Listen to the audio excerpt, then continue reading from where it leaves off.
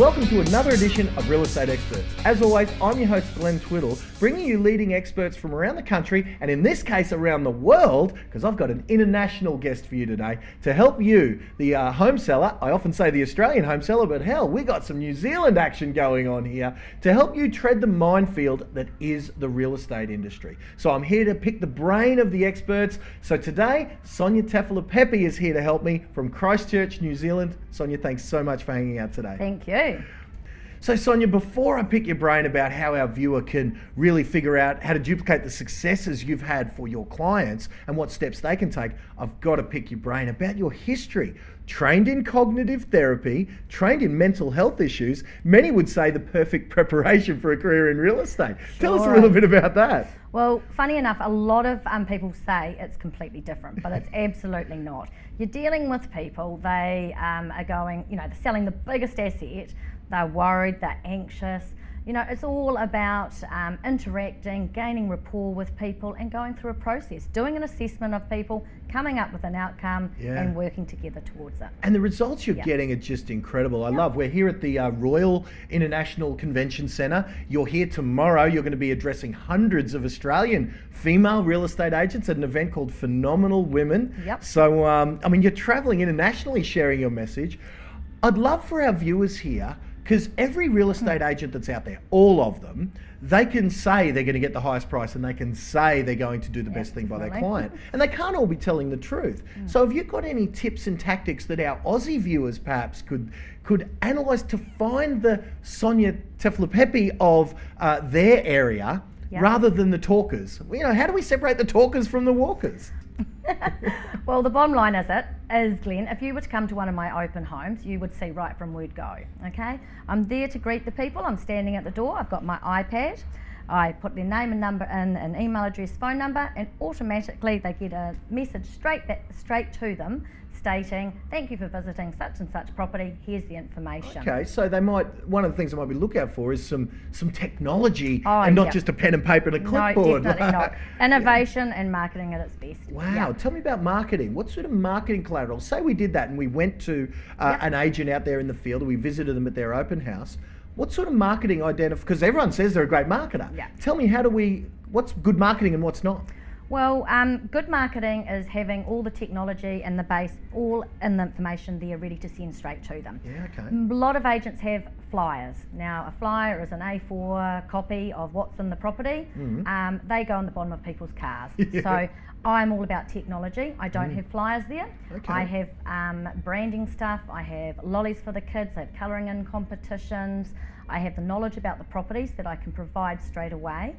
And then I have pads that are set up with post-its, big leather cases with my business card. Wow, it sounds like it's a real experience to visit a Sonia Tafilipepe open house. Yeah. Are you the exception to the rule, or are other agents kind of emulating that success? No, I think I'm an exception to the rule. I've been to a few other open homes, and generally agents are standing in corners, often not engaging. Wow. As far as I'm concerned, it's about gaining rapport with the clients. Yeah, and that's why hundreds of Aussies are here to hear you speak and train them tomorrow. So I really thank you for spending some time with us here in the presidential suite here at the Royal Convention Centre. Oh, wow.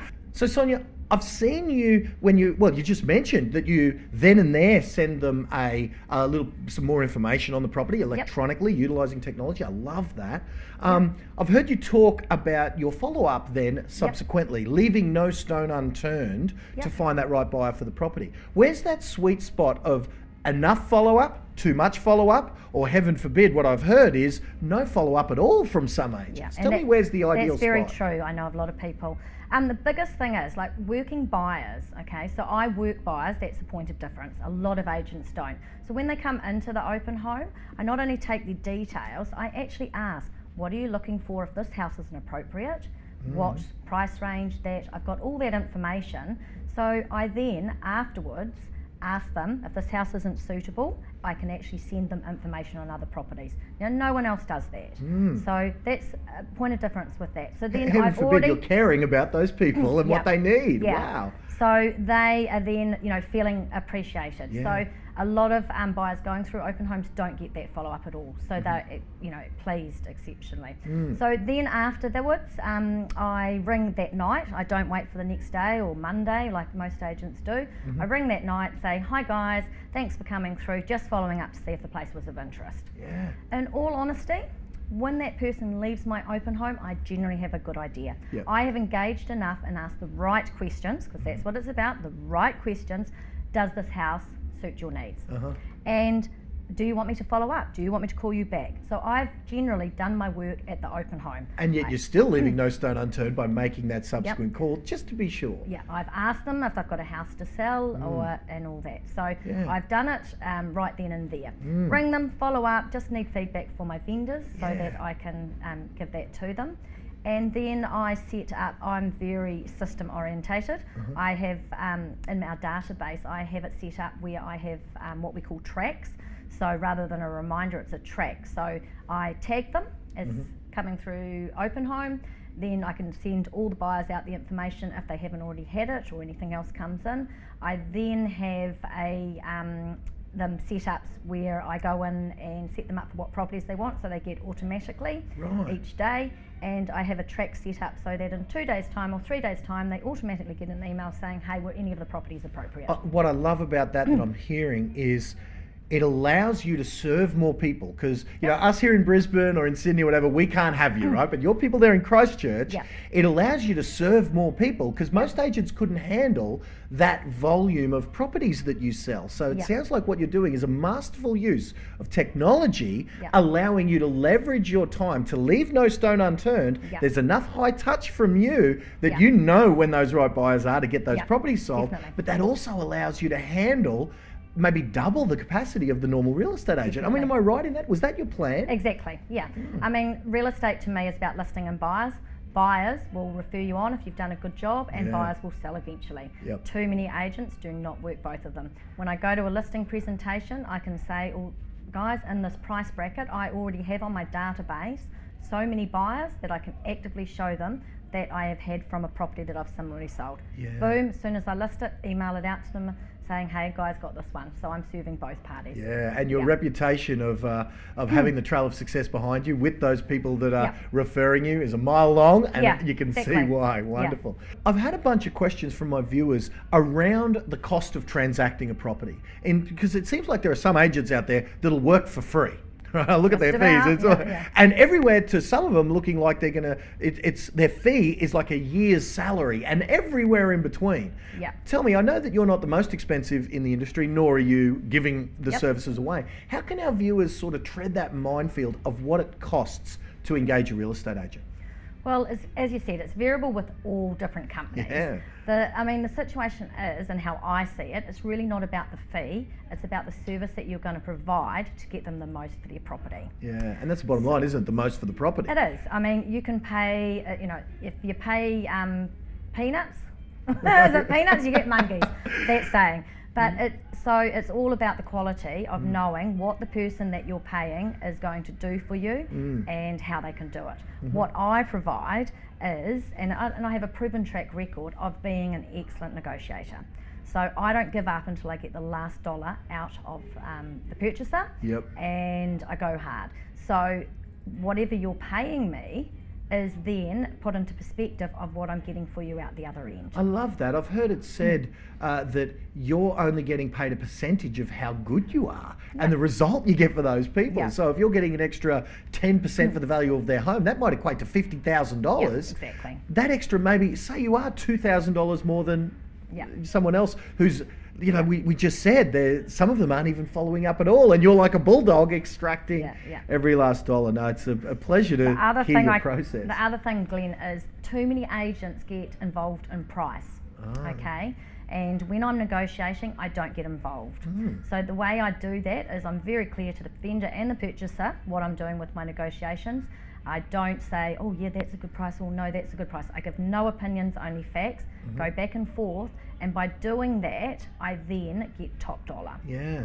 That's the secret that I'm using at the moment. Nice, I love it. I've heard your reputation of being a hard-nosed negotiator, well documented, hence that's why you're invited to speak internationally. Yeah. People like me listing for me, but not buying with me. Wow, great reputation to have. I mean, because truly many people don't understand that we're actually engaged by and looking after the seller's best interest. Definitely. Not just working on the weakness of the either party, whoever that happens to be. I mean, is that the way you see it?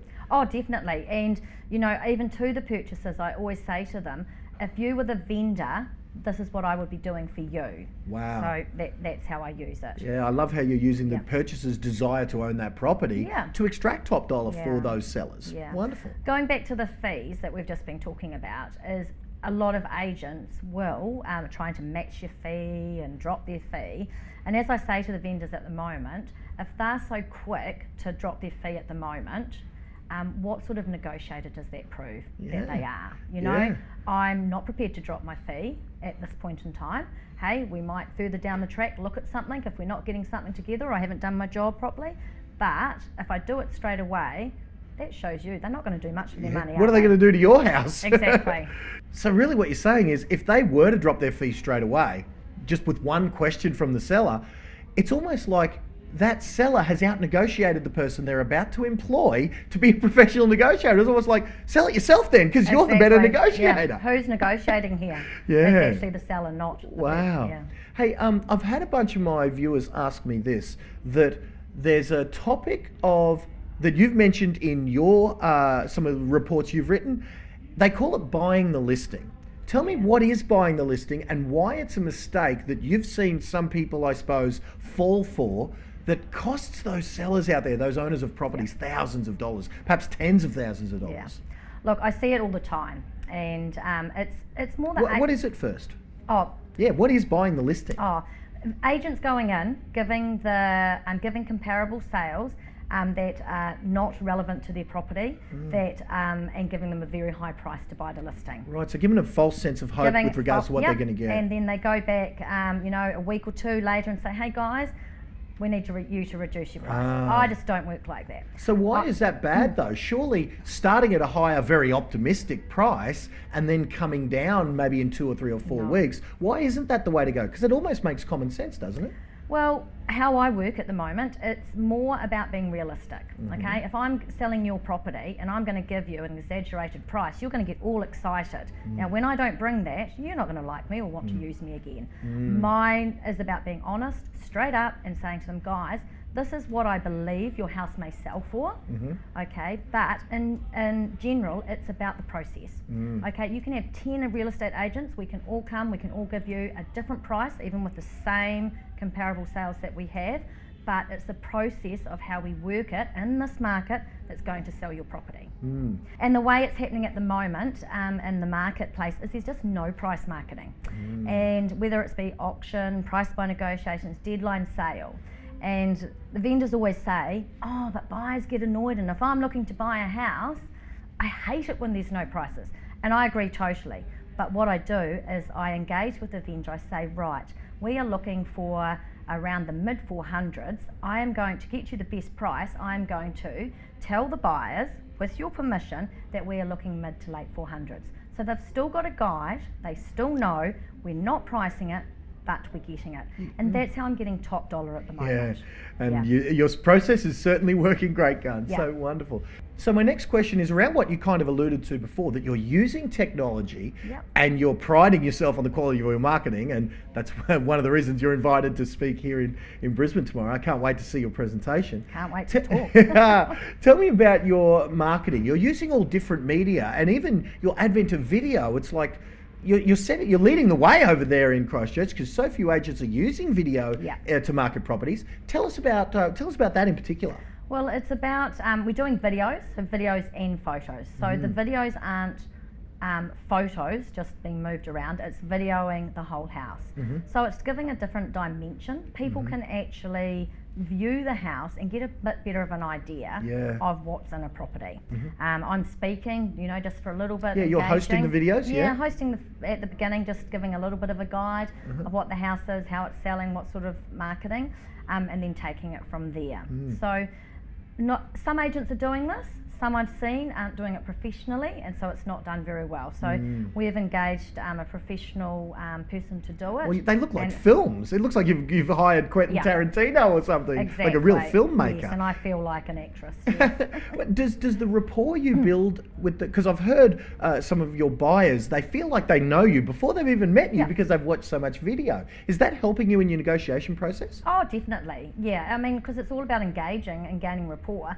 If they can physically see you, hear how you speak, know what you're about, then of course, it just helps. Yeah. And given the quality of them, it does look like they cost several $1,000s, because I know how much a film like that costs. What sort of costs are associated to the sellers that these things are costing? Because they do look good. Yeah.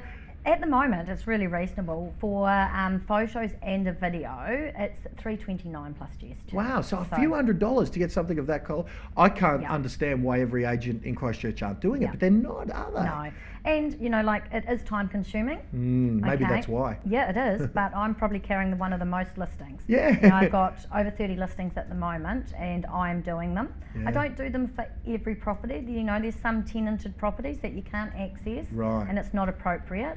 But majority of houses and households that are lived in, They say if you want a job done, give it to the busiest person in the field. Exactly. And that's certainly what your sellers are doing for you. Yeah, one that can multitask, I tell you, properly. Absolutely. One other thing you're famous for is your use of, it's almost like you get 20 agents for the price of one when they work with yourself. Yeah. Tell us about your team structure and how that's another cog in your weaponry, I suppose, of getting this top dollar for your sellers. Yeah, well, I have a team of agents. We have PAs, so they are the ones that always ring the vendors, make the times for the open homes, to help us, help do the reports. Yeah, which allows you to be out there working with people. Yep, it's about getting someone to do the things that you're not good at, and that's what I'm not good at. Yeah. So I'm out with the vendors. So I list the properties, and often another agent will come with me. Yeah. And they will then work the open homes, so that our vendor is introduced to the agent. So a lot of my agents are not high listers, and so that's how we attract really great agents that are good at working with the buyers and follow through and all that. So they work the opens, they work the buyers, I still work with the vendors. They still hear from me straight after the opens, on the Mondays with the phone calls, with the vendor reports and with the vendor meetings. But the other agents, then they do the selling. Wow, so all those sets of eyes out there in the marketplace, all looking for that right buyer, for that lucky seller who chooses you. Wonderful. Yeah, exactly. Our so Brisbane vendors could be so lucky. Exactly. Wow, you never know. Can we move you over here? Come on, come over. Look at the weather here, it's beautiful. Wow. So in particular to Christchurch, you guys have had some challenges over the last, 5-10 years. Yeah. Primarily, there's been some earthquakes and stuff there. Yeah. How has that affected property owners in particular to your area? Look, there was some tragic events that happened at the time of the earthquakes and that, but how it's working out for at the moment is a lot of vendors and buyers are actually in a little bit of a better position. And the reason that is there's a lot of as-is whereas properties. So people have had damaged properties, they're being paid out for them. So they're being paid out to either repair them or fix them, but they're not doing that. They're investing that money into another property. Right. So it's helping them to get into a better property. Those that we are selling as is then helping other people or investors to get into the property market. That might not have been able to otherwise. Might not have been able to, Wow. yeah. And a lot of the homes that people are now living in, it's just better quality because they got repainted, re-insulated and all that. Wow. So still ramifications of devastation and people having to deal with EQC and claims, the anxiety, and that's still around. Yeah. And people are very anxious in that when selling at the moment because they've been dealing with stressful situations. So that's where I come in to be able to help and alleviate some of those things. Wow. I mean, the world may have handed Christchurch some lemons. Yeah. But if there's ever been a city that's made lemonade out of that, it's been Yeah. you guys. So Yeah. a credit to you guys. Yeah. And big shout out if anyone from Christchurch is watching. Big shout out to us from over here in Australia. So Yeah. Sonia, thanks so much. I can't wait for your presentation tomorrow. Thanks for finding some time on Real Estate Experts for us to pick your brain. I'm sure our Australian viewers have gotten a lot out of it. So guys, there in the can is another edition of Real Estate Experts once again. So do drop Sonia a line, because I love that she's been most gracious with us Aussies over here and helping us out, even coming all the way to Australia to have a chat to a couple of hundred real estate agents at the Phenomenal Women event. So until next time guys, bye for now.